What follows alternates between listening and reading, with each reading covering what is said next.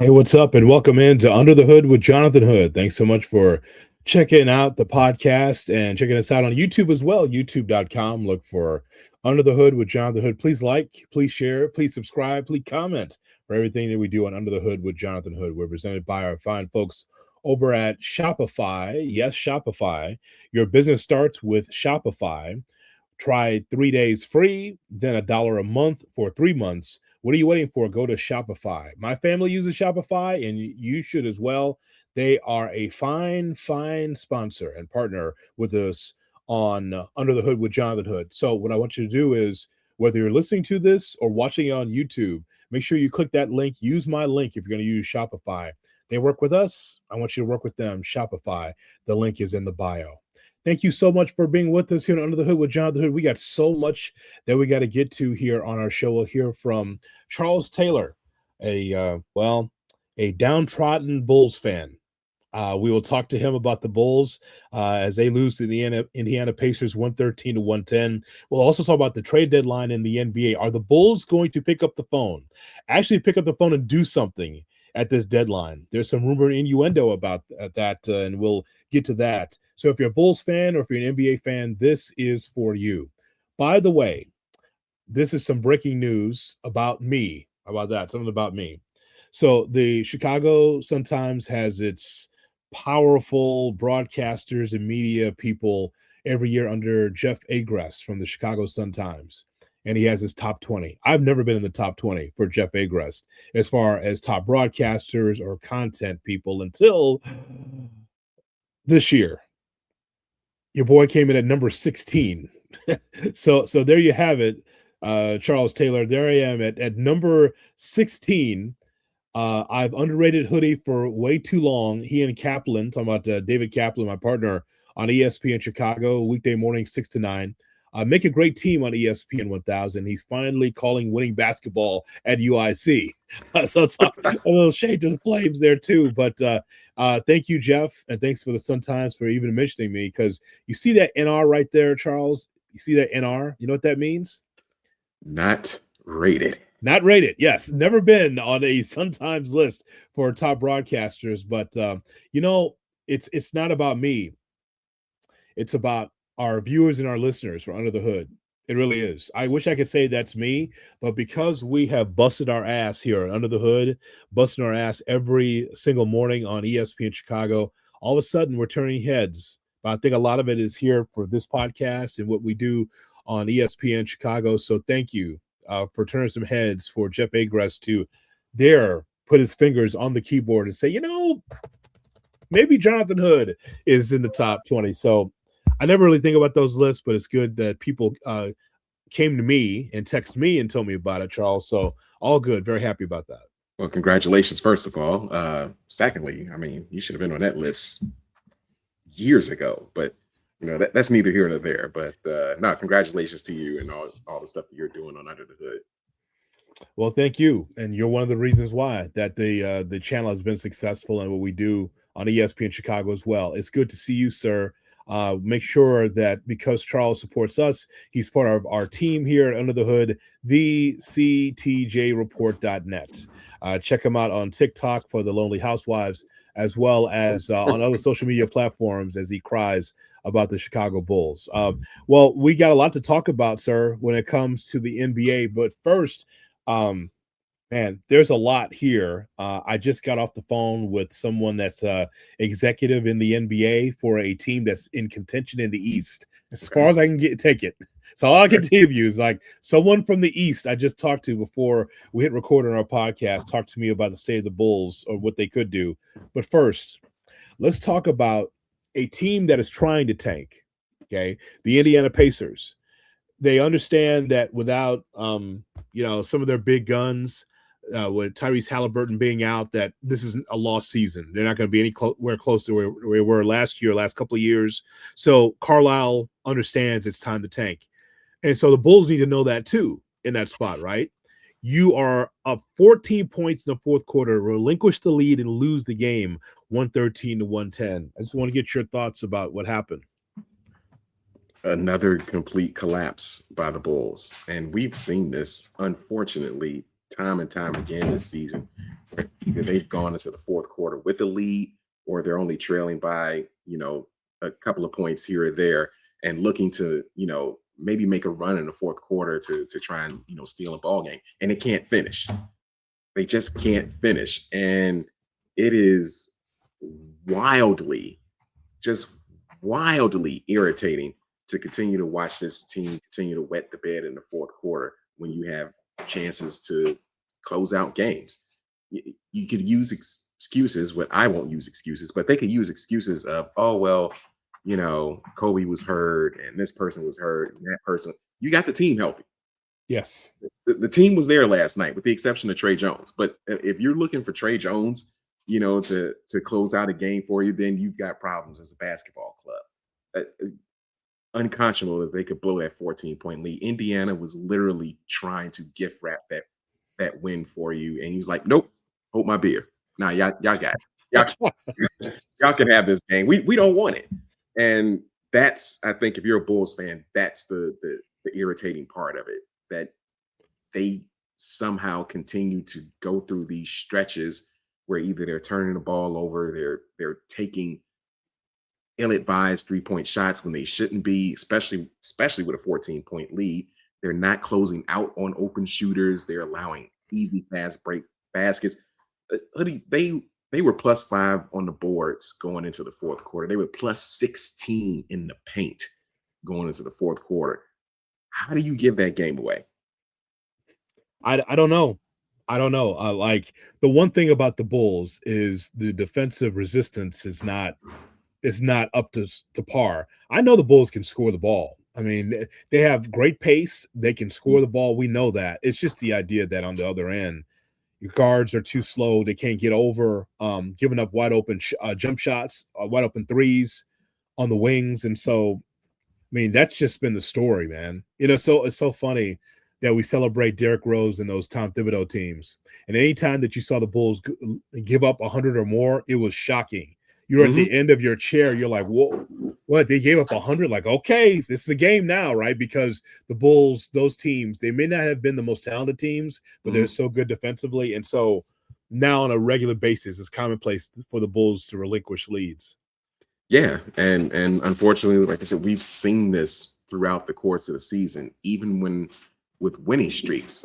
We can even go back to the first game of the season. They were up, 20 plus on Detroit and had to sweat out that win on opening night. This is what we've seen time and time again from this team. And it's what we've been talking about for the last really 3, 4, 5 years. This is a 500 or two games below or 4 games below team that's going to struggle to once again make the play-in tournament. And we keep going through these same circles over and over again. And that's why I advocated for them to blow it up once they got rid of DeMar and once they got rid of Zach LaVine. Just blow it up. Let's start over. Let's do something. But here we are, 23 and 24. They're going to keep grinding their wheels, and AK is going to come out at the trade deadline and be like, no, we really like our team. It just haven't been, together, for a good stretch, even though they have. It's a strange quirk in the schedule for the Bulls. There's more angst for you, this week.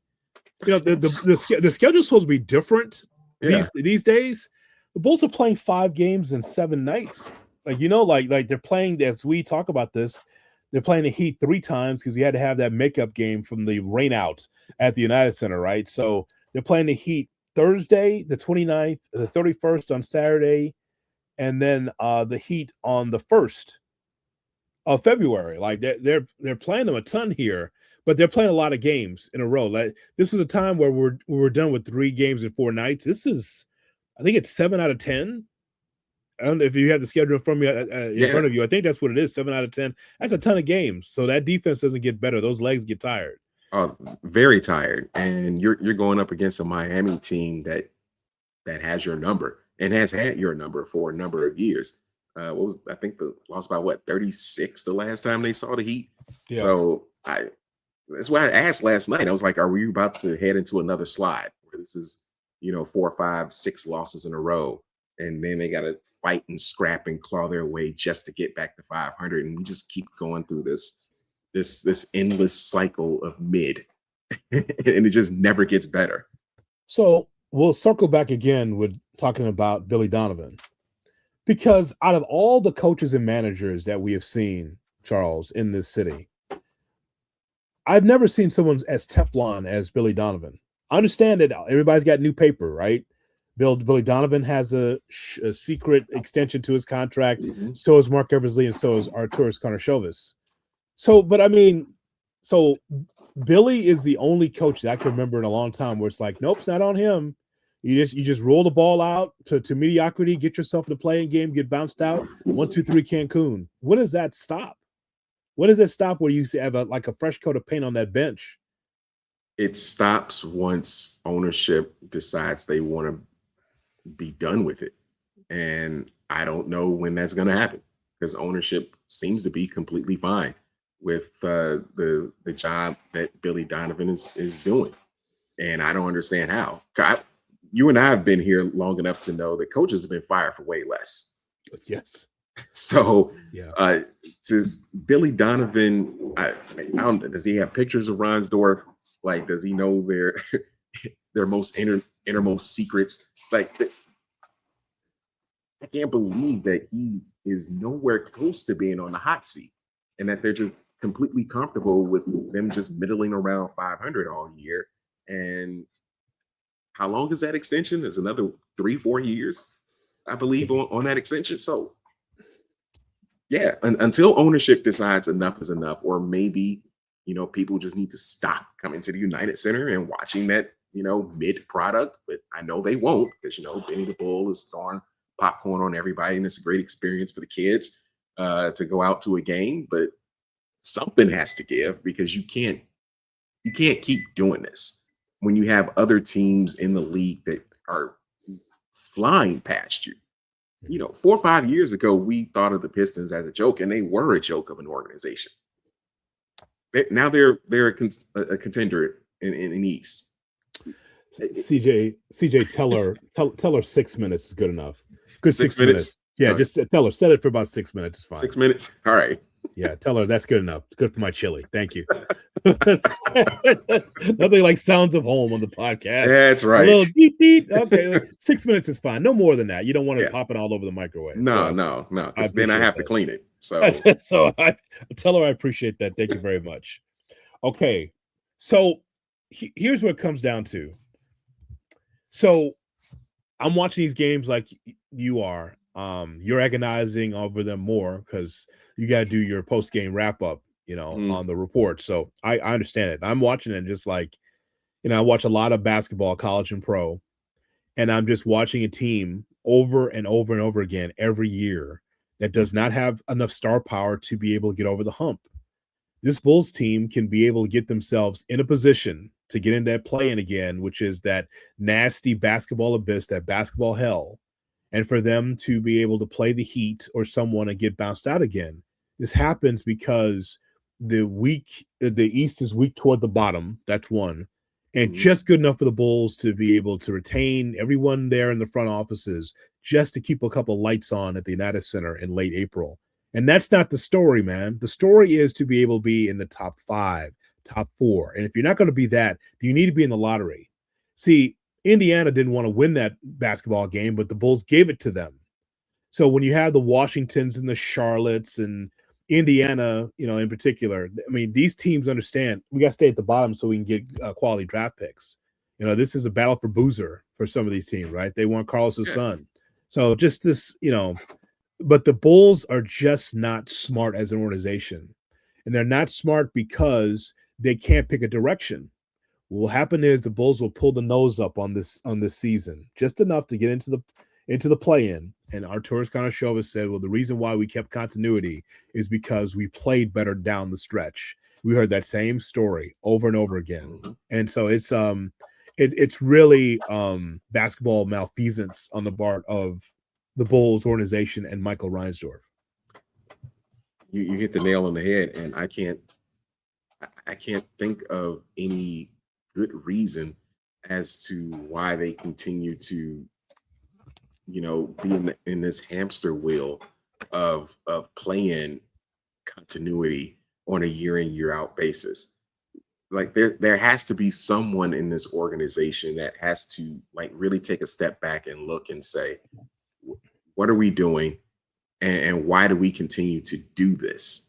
Like there's a reason why no one takes the Bulls seriously as an NBA franchise, because they're completely happy with being right where they are. And you get out, AK will get out on TV and you know talk this nonsense about continuity and loving our young core and believing that this young core can turn into something when you don't have a star player. You barely have a top 30 player in Kobe White. uh, you don't have assets that you can really move other really than Kobe White. I mean, I guess you can move Josh Giddey, but do you want to? You're pinning your hopes on Buzelis. He's supposed to be your star, uh, to I guess be the foundation of whatever it is that you're doing. You've got a 35-year-old center that's you know I don't want to say past his prime, but past the point where he can bring any real value in some type of a trade. So you've got nothing to leverage to either like try to move up in the East and make yourselves a real contender, or to just say, hey, let's just blow it all up and tank and do what we need to do to get a high lottery pick. You're just literally stuck in the middle. And Yeah. that's maddening if you're a Bulls fan, because where does it end? It doesn't. And as long as AK is there, continuing to sit there at the end of April talking about, I believe in continuity. I believe in this young core, as this young core starts to get older now. Kobe's a veteran. This isn't year one, year two Kobe. This isn't year one, year two Io DeSumo. You know, this isn't year one, year two of some of these other players. Patrick Williams is a 6-year vet now. Yeah. That's crazy.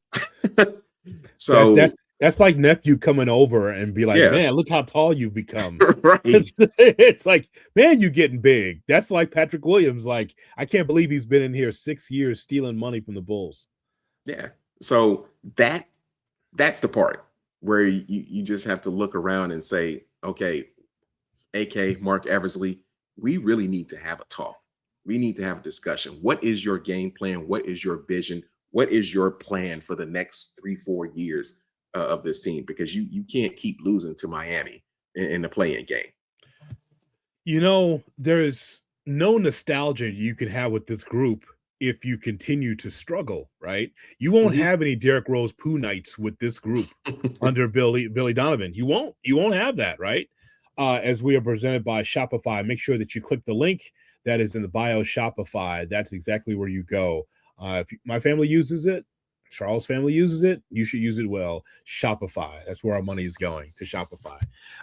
So I'm gonna spin it positive, and then we got to go back to the news that I gleaned here over the last couple hours regarding the future of the Bulls. So we should talk about Derrick Rose, because we talk about great moments, Charles, and we talk about the youngest MVP ever, and we watch a grit and grind team under Tom Thibodeau, and that whole night is kind of quintessential Bulls, in which, hey, let's roll a little nostalgia out there, a little feel good, little feel good, make you feel like the good old days of winning basketball instead of this crap that we watch on a nightly basis.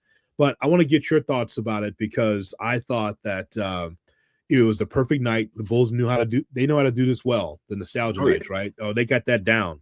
But I want to get your overall thoughts and what you thought of the celebration of Derrick Rose's career. it's interesting. Um, you actually had people on social media wondering, should Rose actually get his jersey retired,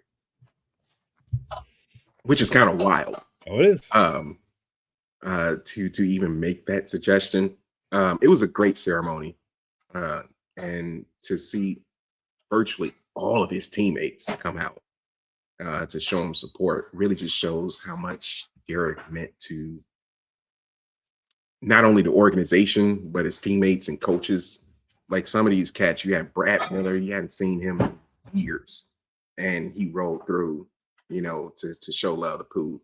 It was Derek got quite emotional. I mean, as he should. And it just meant something special because he was the hometown kid that did good and brought the Bulls back to relevance. So to have his number up there with Pippen and Jordan and Bob, excuse me, Bob Love, that is going to be something that he's going to treasure. And Luol Deng, I thought him saying, "Hey, this is our championship. Mhm. Your number up here in the rafters. That's our trophy." That was powerful right there, and everybody felt it. Yeah, I love Tom Thibodeau, and he's up there telling the story about the importance of Derrick Rose, which is cool. That's one thing, but just Derrick Rose just want everyone to know that at every barbershop, every corner that he walks, everywhere he goes in life, when they say, "Hey, there goes Derrick Rose," Thibodeau fucked up your career. You know, who made sure it was very clear, like that's not the reason it happened. I just got injured, and he wanted to make sure that Thibodeau was not on the hook for his career. Why would he be out there? Well, let me just tell you the reason why that I never bought into Thibodeau injuring Derrick Rose or him been out there too long. You know why, Charles? Because I'm a Bulls fan and I saw Michael Jordan and those teams. You know what they Yep. did? They made sure that the lead was about 25. And then in the fourth quarter, they put the ice on the knees and be like, "Yeah, put the bench in. We're good. The bench will hold the deficit. We're good because we got to get out to the party." So they put the ice on first on the bench. You remember this vividly, right? Oh And yes. because they wanted to get ahead, they were like, "Okay, we'll do the media. We'll get to the club, get to the party sooner instead of having to sit there in the locker room, ice the knees, then get dressed." And no, they got ahead of it because they knew the bench would hold it down. And so the starters need to be out there against the 76ers. There was no pulling him with 15. There's Doug Collins on the other side, man. You don't know what that game was going to be. So it was just unfortunate for the injury. It derailed the Bulls, but Tom was not the reason. Nah, and I'm glad Derek, spoke up about that, because that's been, the long held theory of, Tibbs, if he had just taken Derek out, we were up comfortably. Now you were up by 12 with like 3 minutes left to go, Yeah. against a solid Philadelphia team, where a couple of made baskets here or there, could have made that a much more entertaining game than it had to. And Mhm. it's just unfortunate that had to, that happened to Derek because, he's the biggest what if when you talk about NBA stars. I know we've talked about Penny and, maybe Tracy McGrady, Brandon Roy, some others. But for me, Derrick Rose is the biggest what if. What if he could have stayed healthy? How far could he have taken the Bulls? Who knows? Maybe he does, win a title and really just puts the stamp on his legacy. But yeah, your point about that's something that the '90s Bulls didn't have to worry about. Nah, they're up 30, on the Clippers Yeah. at home. Jordan's got the knees iced up, looking for his next conquest. It's just those those were the type of things that Yeah. that the '90s Bulls were doing, and unfortunately, Derrick Rose and that team just didn't have that luxury because they were built on defense. They could shut you down. They could hold you to 85, 90 points. The problem was they weren't going to score, but about 95 points. So you needed them out there. You needed them to finish those games. That's And that's Derrick Rose's injury haunted Thibodeau everywhere he went. mhm. Everywhere he went, the Yeah. Timberwolves, like, the Knicks, all the places that he went, it's like, "Yep, look at those minutes." And the players, for the most part, especially the veterans, they were like, "Yeah, we didn't mind the minutes. It's the practices. The game was easy. The practices were a bitch." That's the problem. It's like, but the games are easy, but those practices, tough. but that was Tibbs, and you knew where you were getting when you had Tibbs as your coach. That he's gonna, I'm not gonna say run you into the ground, but he's gonna run you hard. Yeah. because he knew what you needed to be out there on that court. So he's going to run you hard at practice, because if you can't do this during practice, you're not going to be able to do it in the game when it matters. If you're down 8, you need to come back in the fourth quarter, or if you're up 8, you need to hold the lead. Like, this is what we go through practice for. Do you ever see that story on TikTok from Joakim Noah about Kyle Korver? You ever see that story? I haven't seen that story. Joakim Noah is on some podcast. Was it a smoke podcast? All the smoke. I'm not sure where it was. I just saw him on a podcast. Joakim Noah tells great stories. We really need our Chicago athletes that were popular to stick around the crib a little bit more. It's Yeah, not. I know it's not their crib, but I mean, being in Chicago, you know what I'm saying? Like, yeah. it's more of those guys that need to be around Chicago, because as our music artists leave and never come back, um, I think that our athletes should stick around Chicago to get loved on. Joakim Noah told the story about Kyle Korver. Joakim Noah goes in the facility. He opens the door and he looks back and he sees Kyle Korver in his car outside of the facility. And Joe like leans into the front door, and then slowly the window comes down of Kyle Korver's ride. And Joe's like, "What you doing?" And Kyle says, "I don't know if I could do this." He said, "What do you mean you can't do this?" He goes, "I'm just," he said, "Practice at 2." I go, he said, "I'll be in there at 1:59." He said, I can't focus, man. I can't do this." He didn't want to go into the gym, man, because he knew how hard that practice was. 2 o'clock practice. He goes, "I'll be in there 1:59. Trust me, I'll be in there." Because so that's how difficult it was, freaking out Kyle Korver. Like, he knows when he goes into that building to practice, it was gonna be hell. He just knew it's gonna be a 2.5 hour practice. So I mean, Kyle Korver just like sitting in his ride, holding in his steering wheel, even though it's in park, and just staring ahead, looking at that door. Like, when I go in there, Thibodeau's gonna rip my head off. That's what it was, man. But I mean, all those guys played hard, obviously, for Tom. Yeah, and they loved him, and Yeah. they respected him. They, I'm sure, hated the fact that he was going to run them hard in practices, but they respected him for it, because it showed out there on the court, and the type of effort that they put in on a night in, night out basis. All right, Charles Taylor. I gave you some good thoughts about Pooh and Derrick Rose. Now we gotta go back to reality. See the roller coaster we going on under the hood? Yeah, Bad, good, nostalgic, back into the shitter. Okay, so let's talk about the trade deadline. So the trade deadline is February 5th, and we're used to the phone not being on. It's on do not disturb for Connor Shovis and Eversley, mhm, because they don't like to make any major moves or try to upset anything. Yes, it is clear in your columns, in your blogs, in your videos that the Chicago Bulls should be able to pick a lane. You don't have the balls to be able to add to this team and add scoring like you should to be in a top mhm. 5 team. They don't have the wherewithal. They don't have the common sense to do that. And so the question is, do you have the balls to tank? Can you go to Michael Reinsdorf after being a underwhelming team in your regime to say, yes, Michael, we're going to get rid of players and we're going to start this thing over? I don't think that Connor Shovis, again, I can only go by what he's done and not done in that chair. Charles, like, he doesn't have the balls to tell Michael Reinsdorf, yeah, your little lights that are on in late April for the play-in or playoff, yeah, yeah, we're not going to have that this year. Could you imagine that? Now, you would think they're all millionaires, like, does it matter?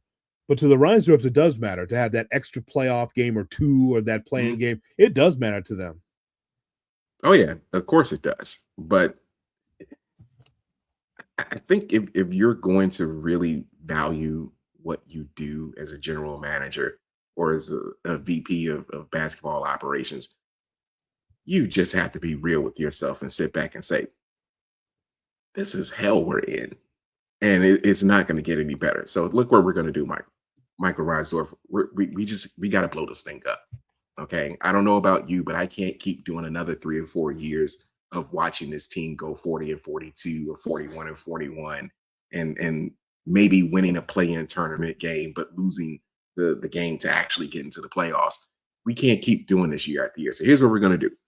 We're going to blow this thing up. We're just going to get bad. I mean, we're going to get like early aughts, Washington Wizards bad. Like that's how Oh, bad. That's how bad we're going to get. But we need lottery picks. We need some type of assets that we can use to somehow get better, whether it's a high lottery pick, whether it's just getting under the cap and you can actually make a play for a real free agent, to be a cornerstone of your franchise. You got to do something because the team that they have now, you can't go out and say, hey, maybe we can get Giannis to play with Buzelis. Giannis isn't coming here. He knows what this team is. You're not going to get other players to be like, hey, I think I'd like to go play in Chicago. No one wants to play for Chicago. So your only yeah. option at this point is to blow it up and completely start over. Stars want to play with stars. There are no stars Mhm. in the Bulls. Like Mhm. we again, there are stars for Chicago basketball, but not stars as far as like, you know what, in the AAU type of way, I want to play with this guy, and it'll increase the chances of me winning a championship. That's all these young guys want to do, Charles. They just want to win a championship. So let's go through some names here. So let's start with would you like to start with Kobe White or Vooch? Which one will Let's you want to start let's with? let's start with Kobe White because we All know right. the story on Vooch. All right, because I'm gonna tell you about both. So since you asked, I will start with Kobe White. So we know he's an unrestricted free agent this summer. He rejected a 4-year, $87 million deal, and he was right to do that. That was this past offseason. 4 years, 87 million for Kobe. He's like, the way I Yeah. shoot the basketball, I probably should be over 100 million. Hmm. Probably should. The way Hmm. I can either a six man or just like an extra guard, like, yeah, I probably can give you on a good team 18 Yeah. because other people got to shoot the basketball. On this team, of Mhm. course, he's a star because it's Yeah. the Bulls. But I mean, like on a good team with other prolific scorers from the outside that can shoot the three, 17, 18, and you could take that. So he turned down that money, unrestricted free agent. He's looking in the neighborhood of well over $100 million, 18.8 points a game, 4.7 assists. There are some suitors for Kobe White. Teams that have inquired about Kobe White, from what I understand, are the Timberwolves, the Clippers, the Rockets, the Mavs, and the Cavs. So as I talked to a front office executive, the Mavs will not do that. The Mavs only have one pick in June, and after that, they don't have control of their pick the next 6 years. Mm. Okay, so cross the Mavs out. Even though they could use a dynamic guard, go along with Cooper Flag, let's like someone could control the ball and also knock down shots. Mhm. It's not going to be the Mavs, but the Timberwolves maybe Minnesota. Even though they have their eyes right now, if I understand, on John Morant. Okay. John Morant at Minneapolis. Let's weigh that right now. How's Yeah. that work? How In do you the think that in the works right now? in the current climate that we're in right now, John Morant in Minneapolis may not be the best idea. I mean, I keep hearing how quote unquote dangerous Memphis is for Grizzlies. I don't know if you've been reading that or hearing like Memphis is not a good spot anymore. Mm. But Minneapolis, they don't play in St. Paul, by the way. I think they play in Minneapolis Yeah. proper. So that's the thing. So they're looking at Ja. Cavs, probably not, unless there's a bigger deal in place. Could the Bulls get Garland? That's a question. I mean, I, I kind of would take that trade. It's on the table. Yeah. Could I, be on I the think table. I think I would take that trade because here's the thing with the Bulls. They're guard heavy. Yes. And I just think you just need something a little different. I think you need to get a little bit more size. Garland can bring you that. Um, would it suck giving up Kobe? Yes. But if Modest is supposed to be the guy that you're claiming he is, and you have a literal, triple double machine in Josh Giddey, I think you can afford to let Kobe White go in exchange for Darius Garland. I would take that trade. Okay. So let me ask you this. Who's a better player on this Bulls team? Josh Giddey or Kobe White?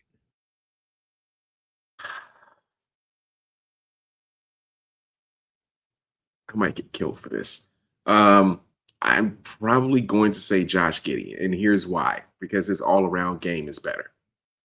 He's going to give you 7 assists, 7 boards every night, and if his shot is on, he can also probably light you up for 20 to 25 points. Kobe, as good as he can be scoring the ball, if he's not scoring the ball, he then becomes a bit of a liability because of his size. You can take Kobe down to the hole. Kobe's only what, 6'2", 6'3"? Yeah. Josh Giddey's 6'8". So you've got a bigger guard there. I'm going to say Josh Giddey right now is the better player. The reason why I ask you that is because who do the Bulls pay? They pay Josh Giddey. And remember what I said before the season start. If they were serious about keeping Kobe White, you would have signed him to a deal. Instead, you had AK coming out here, him and Holland talking about, oh, we love Kobe, and we're excited to keep him. No, if you were excited to keep him, you would have signed him before the season started, instead of letting the contracts, lapse to where he becomes an unrestricted free agent. I mean, they offered him the 487, just wasn't. That's light. Yeah, they thought they could lowball him, and Kobe understands his worth as a scorer in this league. So Ayo Dosunmu would be the monopoly man. He'd be swimming in money for 487. Oh, for Ayo sure. Dosunmu. I'm just saying, but for Kobe, and here's the thing, I'm not overrating Kobe. I just told you he's a nice player, right? On a good team, little microwave, heat up your team, absolutely. But on this team, he's looking for superstar money or something along those lines, and the Bulls are not willing to give it to him. And what would be good right now if you're a Bulls fan? Yes. Alexander James whiskey, the official whiskey for Under the Hood with Jonathan Hood. Let me just tell you right now, I want you to go to the website, alexanderjameswhiskey.com, and make sure you pick up some Alexander James whiskey, because Jesse Stewart does a great job of making sure that all 49 of 50 states have Alexander James whiskey. Guess what? Guess what state doesn't? I want you to guess. It's in the league. It's in the league. It's in the NBA. Yeah. Indiana. The Indiana's just dry on Sunday. Oh, okay. All right. You talk about all that moonshine and those stills in the woods of Indiana. They got alcohol. Well, give me the one city that's in the league. It's one state in the league that Oh, Salt Lake City, Utah. That's right. Utah, yeah. Right. Alexander James whiskey. So here it is right here, folks. Make sure you go to the website, alexanderjameswhiskey.com, a fine partner of Under the Hood with Jonathan Hood. They support us. We want you to support Alexander James whiskey. Okay, so that's our thoughts on Kobe White. I would tell you, Charles, that if anyone is going to be traded, it's going to be Kobe White. However, from what I understand, just a couple people, it's not like 5 or 6 people I talked to, but there's some people that are dealing with the Bulls that feel like, trying to paraphrase it, so that AK has his thumb on the scale, meaning that he's looking for a little bit more than what these Bulls really deserve in a trade. For instance, Vucevic. Let's talk about him. Vucevic and Billy Donovan get along. Mm-hmm. Vucevic has worked well with this Bulls team, and like I say all the time, he steps on the floor, gives you a double-double. He can do that, right? Mm-hmm. He can definitely do that, and he works well with this system. But there's a rumored innuendo out there of Vucevic for Anthony Simons and a draft pick to Boston, and the Celtics are like, nah, we're good. Even though Vucevic can come on the floor and give you double digits offense, double-digit rebounds, like, nah, we like our team. That's what Boston said. So that's a rumor out there that they picked up the phone to call for Anthony Simons in a draft pick, a first-round draft pick, by the way, not a second round. And the Boston Celtics like, nah, kid, get out of here, scram. So that's just a thought of overvaluing your players. Because I would imagine on the other side of the phone, it's like, well, if you think they're that good, you should keep them. If you think they're worth a first round draft pick, is there anyone besides Kobe White for real that can warrant a first round draft pick? I'm talking out of the veterans, not the young players. The Oh, out of the veterans. veterans? No. Okay. No. I mean, Mhm. Vooch is 35. I mean, to even suggest offering or wanting a first round pick back for a 35-year-old center is laughable. That's why the league, is going around. It's like, no, the Bulls aren't serious. They can't be serious. You can't make, trade requests like that. That would be like me going to the ESPN thing and drafting up trade scenarios. Yeah, let me get for Vooch, let me get your best two players and a first round draft pick. It fits under the contract. Don't worry about it. It'll be fine. They from the source says they love him and he's a good vet. He's bought into Billy Donovan and the Bulls. That's the message I got. He has. That's true, but I'm like, but he's an older asset, and you're not getting, at least I don't believe, unless you can find a dope, and there's a number of those in the NBA, that's going to give you a first round draft pick for Vucevic.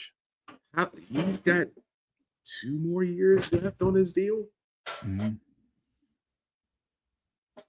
Okay. All right. If you think you can try to swing something with Vooch with 2 years left on with a 35-year-old player that's no, you're past not his prime. No, that's not happening. Yeah. I'm just telling you what's out there, Charles, so you can have it understand, so you can get on like Kermit on the typewriter, so you can start typing this stuff up on the blog, because this is this is what's being out there. This is why there's certain people in the league that look at the Bulls and go, tee, like, oh, here come the Bulls. And they're just like, there's people that text me, Charles. This is not a flex. We're talking Bulls, so I think we need to talk about this. Mm-hmm. There are people that are in front offices, not necessarily in the highest places, but they're in the offices, and they're saying, what are you all doing? I said, you are in the NBA. I'm just like, why are you asking me? It's like they just look at this whole thing and they look at the spreadsheet, they look at this contracts, they look at the one loss record, and I get a text message, could be even South Florida, that could ask me, and they go, what are you all doing? It's like, what are you doing? It's like, I don't know. I said, usually my response is nothing. Bulls aren't doing anything. So, and they haven't been doing anything for the last 4 or 5 years. So I'm not expecting much, if anything, for the Bulls come the trade deadline. They may pick up a player, here and there, but it's going to be someone that will bring no real value to the team other than ensuring that they're like the 9 seed again. And then on Under the Hood a couple days ago was the Silver Fox, Kendall Gill. There he was, the Silver Fox, Kendall Gill, who apparently, Charles, he tells me that you are a possibility to be in the Silver Fox Club. And for those that did not catch that interview, Kendall says you need to be able to have a gray beard, Dobbs hat, Stetson hat, come clean, boots, suited and booted, and you can be part of his club. And I can't grow a beard, so it looks like I'm out. But apparently you can, I think, in the future, if you let it grow out and you get a little Grady, Yeah, going. the gray is it's not coming in as much. You would think with 2 very energetic kids that I would have a lot more gray. Nah, it's not happening. The black is hanging on, which I'm cool with. If nothing else, the Bulls will make your beard gray, but apparently not enough. Yeah, it's not enough, not nearly enough. So the Silver Fox, there he is, Kendall Gill, said on Under the Hood that when I asked him, I said, what are the Bulls gonna do at the deadline, Kendall? It's Kendall, right? Silver Fox, CHSN. He tells me, well, Hood, I would go after Giannis. All right. Yeah, me and everybody else. So I want to give you this story before we talk about Giannis. And so Did you see this from? Well, it's on Twitter at Black Millions underscore. That's some of you follow Black Millions underscore No, but maybe I should. under Black Millionaires. There was a story there from there, and also there's one on Complex. We both follow that on Complex. Mm-hmm. So Giannis has launched a new parent company with his brothers to put his family businesses to the test. So Giannis has right now a global portfolio of businesses, brand holdings, and investment assets and organizations for social impact. So Giannis's family real estate firm are side hustles with his brothers, Costas, Alex, and Thanasis. Mm-hmm. And so they have a real estate portfolio. They have been scooping up and buying apartments in Brooklyn, some in Wisconsin, and Chicago. Don't do that. Don't It's right do here. that. I didn't make that up. It's right here. See? It's on my iPad. Go to my iPad, Roland Martin. Go to my iPad. In recent months, the firm's investments have exceeded $69 million, and its latest Chicago acquisition is the biggest one yet. Nah, nope. I'm not gonna buy into the conspiracy theories. Could Giannis come here? This man does not know I'm on the air right now. Look at this. You know what I do with that? Voicemail. Good old Cap. Could Giannis come here? Yeah, he could. He could come here. Mm-hmm. You're gonna have to give up a lot to get him, and if you do that, sure, you get Giannis in a big market. You instantly become a real contender in the East. But what do you have to give up to get him? You're going to have to give up quite a bit to bring in Giannis. I'm sure the untouchable piece in this is Buzelis in that equation, where as long as Buzelis stays, I think they could try to swing some type of deal. Do I think it's realistic? No, but it's funny that Kendall said you gotta get Giannis because you're not getting Giannis for a ham sandwich. Do you understand? So you make a deal, you trade 3 or 4 Bulls, trade 3 Bulls and some of your future assets. How many wins for the Bulls with Giannis on the team? So if we're like Giannis, Buzelis, I would imagine Josh Giddey would have to be in that trade. Yep.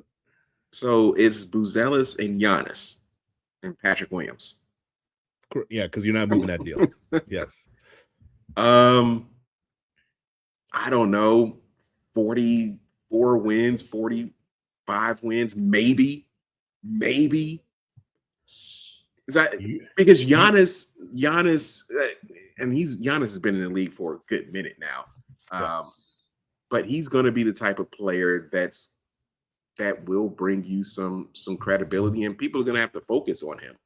Now, can Modest feed off of that and take his game to the next level where they can kind of become this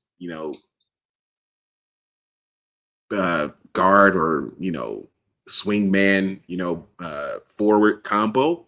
Mm-hmm. Possibly, but the players that you would have to give up, you'd have to give up a lot of scoring because Giddey's in that trade, Kobe's in that trade, and that's close to 50 points right there. So now you're going to ask people like Io to have to try and score 20 a night, and that's not Io's game. Isaac Okoro is going to have to score 10 points a game, so that's not going to happen. It's not happening. So, yeah. But it's just funny because it's like Bulls fans are licking their chops, and just like anything else around here, Carmelo wants to be with the Chicago Bulls. Hike up my skirt. Carmelo wants to be here. LeBron and Chris Bosh and Dwayne Wade are coming to Chicago. Hike up my skirt. Drop my panties. Oh, my God. Here come. That's not happening, bro. Like, that's just because the Bulls can't get out of their own way. It's not Giannis, even though I just floated that out there just to give you a little tease about how the Antetokounmpo brothers are buying up properties in Brooklyn and in Milwaukee and Chicago. It doesn't mean that he's coming here, but there are some places where he could go. Okay. And so I go to the Athletic, and there's a couple of places that he can go. Mm-hmm. Why is this guy blowing my phone up? This is crazy. Did somebody get traded? Did the White Sox pick up somebody? Please say the White Sox picked up somebody. If the White Sox did pick up somebody, guess what? He wouldn't be calling me. It's the Sox. Oh, so here's some spots for you. Giannis to the Atlanta Hawks. Okay. Mm, So Giannis to Atlanta Hawks. I would not advise that for him to be with the Atlanta Hawks. Jalen Johnson and Ray Shear and New Orleans 2026 first round pick. Giannis to the Hawks. Giannis in Atlanta. You know what that sounds like? Milwaukee South. Sounds like Milwaukee South. Sounds like a superstar like Trey Young Mm-hmm. in the mix and a team that can't get over the hump. That wouldn't be a good spot for him in the A. Absolutely not. No. From there, what else do we have? Oh, the Houston Rockets. That would be it's already the biggest team in NBA history, Charles. Yeah. But could you imagine Houston Rockets for cleaning the glass? Apparently, that is a website. The Rockets are 5th in both offense and defensive rating, but the head coach, Ime Udoka, who had the biggest fumble in the history of relationships, obsesses over being able to play physical defense with a full roster of versatile defenders. Could you imagine Kevin Durant and Giannis on the floor together? Scary. Very scary. Giannis to the Warriors. So the Bucks get an injured Jimmy Butler, an injured Jonathan Kuminga, Moses Moody, Moses Moody, Podominski, the guard, Golden State's 2028 first round draft pick, Golden State's 2030 first round draft pick, 2032 first round draft pick, and the rights to swap Golden State's 2031 pick. And the Warriors get Antetokounmpo and Kyle Kuzma. Maybe Steph gets one last run, but that's about it. Maybe. Giannis would be criticized so much for taking the easy route by going to Mhm. the Warriors, but the Warriors are not the Absolutely. Warriors anymore. Like that's not the same team. Like Steph's not winning another championship. We know No. this, right? Like it's over. It is. It's over. And I probably wouldn't advise that trade either. I would not either. So again, the deadline is February 5th. And the one thing about Giannis I do want to talk to you about is the passive aggressiveness, right? So here's a big fish in a small pound, Mhm. small pound or pond. So there you have it, CJ. He's in Milwaukee. He goes, I love Milwaukee. I say, you do? You do? You love Milwaukee? He loves it there for his family. No one bothers him. He can go to the store. No one really messes with him. He's in Milwaukee, right? It's like Chappelle in that little town in Ohio. Mhm. In a lot of ways. Why doesn't guys just buy the town in around the suburbs of Milwaukee? Kind of like Dave Chappelle. Yeah, that would probably make more sense to him. Yes, the big fish in the small pond. He gets out there and talks about, how he wants to stay in Milwaukee. He's won them a title. Yeah. He wants to finish his career, but then he's got his people, making these overtures, to other teams across the league about how he's sick of having to continue to literally barely drag this team to the playoffs to, be a first or second round exit. And for Giannis, he's at the point in his career now where he's looking at some of his contemporaries with more rings, and it's like, hey, I got this one, but having 2 or 3 wouldn't hurt either. I'm not going to get that here. So I need to passive aggressively force the Bucks to trade me somewhere to a contender where I can, spend the rest of my career, running around trying to chase titles. It's weird that he doesn't just come out and say, "Hey, look, just trade me, guys. Just get me out of here." He doesn't want to be the bad guy, though, Charles. That's the thing. And sometimes if you feel like there's a disconnect with Doc, which I hear that as well, Mhm. and you feel like the organization's not doing their due diligence to give you players that you could play with. Hey, man, look, this is Lou Alcindor all over again. Kareem Abdul-Jabbar. Yeah. Jabbar went in there, won a championship for Milwaukee, peaced out, went to the Lakers. And Milwaukee was grateful. And there's people in Milwaukee is grateful that they were able to see a championship with Milwaukee. And you know what? Listen, if the organization is not equipped to be able to give that man in his prime talent, then it's time to move on. And I got no problem with that. But from Giannis' standpoint, he gives a thumbs down to the fans in Milwaukee because they were booing the team in Milwaukee on his home floor, and he was not happy about it, right? He gives them a thumbs down. Wasn't happy about that. And then he was on the road and they lost yet another game. I don't know why they lost, but they lost. And, he was up there in his locker just talking about how I don't understand why we are not connected as a team, and kind of criticizing his teammates and criticizing the way that they're playing. I'm like, oh, so you're crying out to leave. When you start doing that shit, it's like, oh, you're ready to go. You're ready to be up. But he won't pull the trigger on it. It's up to my agent. No, it's up to you, bro. It's up to your agent. If you want to go, who's going to tell you like that you're a bad guy for leaving? I mean, because this generation, Charles, does not want to be, not trying to take a shot, but they don't want to be Reggie Miller. They don't want to be in like one city, trapped in the city for 20 years and never win a championship. They don't, and they feel like that's less than. You and I know different. Everybody just can't win the championship, right? They look at Charles Barkley as like a clown prince, like, he's good on TV, but he never won. Ain't like he ain't tried. He's got all that time with Philly. Like, he tried. And he's like, okay, I'm going to go to Phoenix. Phoenix, the team I thought that the Bulls would lose to because of how talented they were. Ainge, Barkley. Oh, don't get me started on that 93 team. Cedric Ceballos. Oh, my God. That team was stacked. And, somehow they couldn't, pull through. But still, Charles Barkley, let's not act like this dude is one of the greatest power forwards to ever pick up a basketball and play, but we look at, when I say we, society looks at him the same way society looks at Dan Marino. Yep. The talented athlete, never won a Super Bowl. He's still one of the best ever to pick up a football and throw it. Same thing with Charles Barkley, same thing with Reggie Miller, same thing with Karl Malone. Minus the, Don't do that. Don't do that. But Giannis has to be that guy. He's gotta pick a lane and make a decision on what he wants to do. If he wants out, just say it. I want out. I'm done. I can't do this anymore. Trade me somewhere where I can win a title.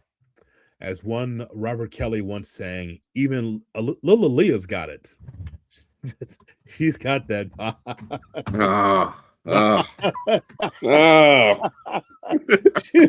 She was only 15, 16. He can give you that lyric, right? Yeah. Oh, man. Get married early in Michigan, apparently. But nonetheless, so I look at that and I'm just like, if Giannis, you want to go, man, just go, man. San Antonio, work with Wemby. You can go to some places to increase your chance to win. And for some time, sometimes it's time for a fresh coat of paint. Sometimes you just got to leave. And so leaving Milwaukee, you're not going to get booed. If you get booed, who cares? They'll get over it. You brought a championship there that they hadn't seen since Lou Alcindor, Kareem Abdul-Jabbar was on the floor. So all good with that. I'd like to be able to end our podcast, sir, by talking about the King. Okay. No, this is that's not 15 minutes on Dr. King. I'm talking about, no. LeBron James. That one. Yeah. Okay. Yes, LeBron James. If you're watching on YouTube, you see it. But if you're listening on the podcast, what you see is LeBron James trying to dab his eyes because he's crying. And the reason why he's crying is because the Cleveland Cavaliers gave him, a video tribute. His son, Bronny, is with him on the bench, and a standing ovation and a lot of love for LeBron James. And so I wondered earlier this week, I said it on ESPN Chicago, I said it on the podcast, whether or not did we see the last of LeBron James at the United Center? You notice in that first half, he took it over, right? He was like, "Give me the Mhm. ball, give me the ball, give me the ball." He didn't play as well in the second half, but he's 41. Like, Yeah. he's not turning the clock back 20 years. I mean, the dude at 41 is doing what Tom Brady did at the end of his career. It's crazy that he's getting it done. Yeah. Actually, LeBron's doing more because he's out there every other night. At Mhm. 41, he's skipping back to backs.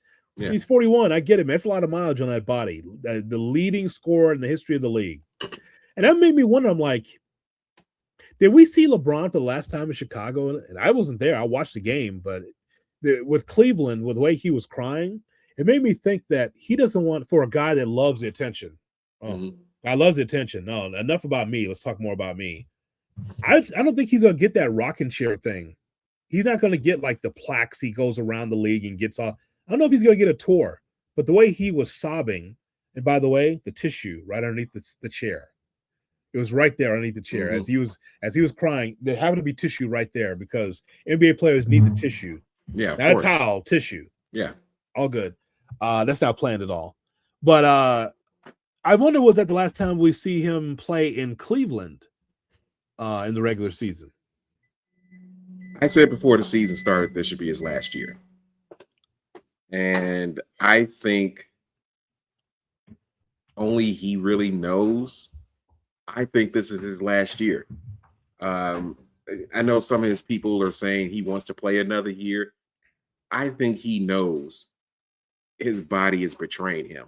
And he's at the point now where he can't do the LeBron stuff. Like he there's gonna be nights where he's gonna give you 35, 10, and 10. And you're gonna be like, oh, he still got it. No, no, he doesn't. It's just for that one night where he can give you 35, 10, and 10. He can't do that on a consistent basis. And if he can't do that on a consistent basis, then what are you still doing? Because now it looks like you're just hanging on for the sake of hanging on, maybe to try to eclipse every NBA record, in the books.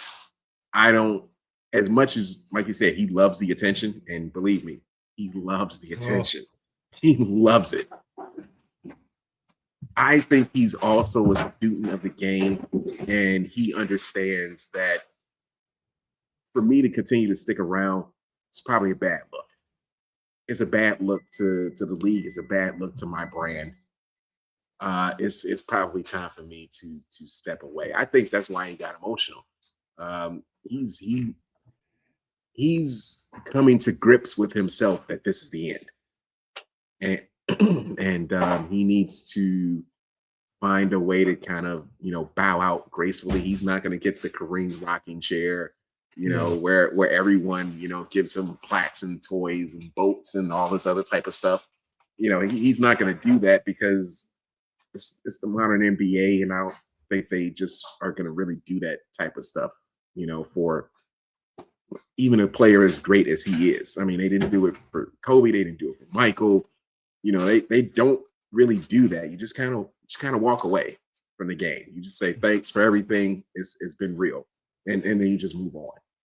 I think LeBron understands, like, hey man, I've done everything I can for the game. He's not winning another championship. No.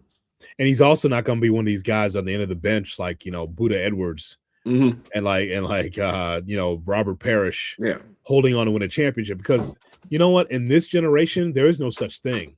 It's not like he said, trade me to Oklahoma City, I'll sit on the bench. Like that doesn't happen today, Charles, like it did back in the No. day. You saw that gravy train of the Bulls or like the Pistons or like others Hmm. like, yeah, just give me vet minimum? I just want to hang out with these guys. I want to be like a coach in the locker room. Hmm. You don't do that anymore. Like you don't. No. The problem is a lot of issues with this league, but one of them is that you don't have the old head in the room anymore. Like Haslam, Udonis Haslam with the Heat was the last one.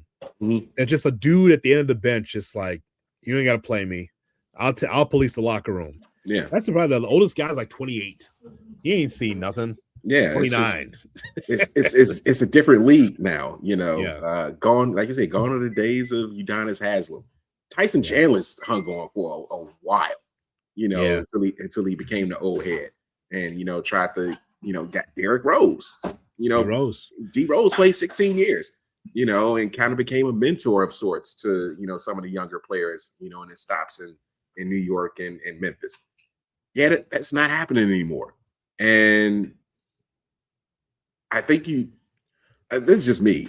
I think you need the old head, in the locker room to police these young Yeah. guys, because it brings stability, to the team. Because as talented as these young guys are, they need somebody in there with some form of experience. They're not going to listen to their coach, really, for that. You need a Charles Oakley in there, maybe to slap somebody around, you know, on the practice court every now and then. But he's also going to give you knowledge. Yeah. Tell us about the blog where we can find you on social media, sir. YouTube, TikTok, Blue Sky, Threads. That's where you can find me. There's will be a lot more ranting and raving about this Bulls team and the NBA and where it's headed next. I'm trying my best to get back into wrestling, so you'll see a few things on that as well on the CTJ report. You had to get back into wrestling, sir, because you and I need to talk about this. Yeah, this is it's gonna be a very weird weekend. You think a Royal Rumble in Saudi Arabia? You think it might be a little strange? Yeah, it's gonna be a little strange. There's no question about that. Yes, we have our Tuesday Wrestling Tuesday. There it is in the right-hand corner there. We do have it. So Charles does not know this, but we're going to be having wrestling talk every now and then here on Under the Hood, because wrestling is it's not red hot. It's commercial, which is very strange. A lot of WWE superstars on First Take and on Sportsmanlike and a lot of different TV shows, and there's a lot of taken for granted in WWE lately. Very similar to UFC and maybe Zuffa boxing now, where it's like, yeah, just give me your money and we'll just put on what we put on. We're gonna price you out, or if you can pay for it, cool, but we're not gonna go all in and give you like fireworks in the sky. The fireworks show is like 10 minutes. Yeah. In wrestling parlance these days, it's not for an hour. It's like 10 minutes. And so we can talk about that. Be glad to talk to you about that, sir. Absolutely. We'll talk about that as well. Well, I know that fitness goes really well. It's a big thing in the Charles Taylor household, but that's okay. Even with fitness and getting on that Peloton and all those steps that you and the wife take, it's all good, man. It's all good. But you know what? Sometimes you just need a little bam. You need a little Alexander James whiskey. Yes, that's right. Yes. I believe the health benefits are great, especially for this barrel proof I'm holding right now. Yes, always very good. Except if you live in Utah. Yeah, except Utah, right. And it's, again, 49 states, but not Utah. Utah, get on it, alexanderjameswhiskey.com. This is where you go right here. Jesse Stewart does a great job of telling everyone about Alexander James Whiskey. It's the official whiskey of Under the Hood with Jonathan Hood. Sir, always a pleasure. I know it's dinner time. Tell her to keep it warm. Yeah, she's. We're not going to have that discussion right now. But there was I'm talking about the food. Keep it warm. That's what I was referring. No, that's definitely that. Yeah, I've already gotten about 6 side eyes so far. So. Is she mad at me? No, she's mad at me because you're doing the podcast. Well, not because of that, but it is dinner time. So yeah, she's giving me the side eye now. Well, we're good. We're good though. We're good. I didn't choose the time. Yeah, I know I did. Yeah, I didn't choose the time for dinner. You chose the time. You chose the time for the podcast, sir. I just do. I follow your lead. Hey, this works. This works. We'll be fine. We'll be fine. Okay, I don't want her mad at me because I think she's a fan. No, she'll never be mad at you. As long as you keep having me on the podcast, she'll never be mad at you. Okay, all right. Because I'm a supporter of her on social media, so I don't want her to be mad at me. Yes, I know. Yeah, you're one of her biggest supporters. So yeah, so listen, it's all good. It's all good. I got him, Miss Taylor. I got him. Don't worry about it. So that's how that goes, sir. Always a pleasure. Thank you very much for your time. Thanks for having me on as always, sir. Make sure you keep it locked. Like, share, subscribe, and comment to our conversation about the Bulls and the NBA right here on Under the Hood with Jonathan Hood. We'll talk to you next time. It's time for dinner. So long, everybody.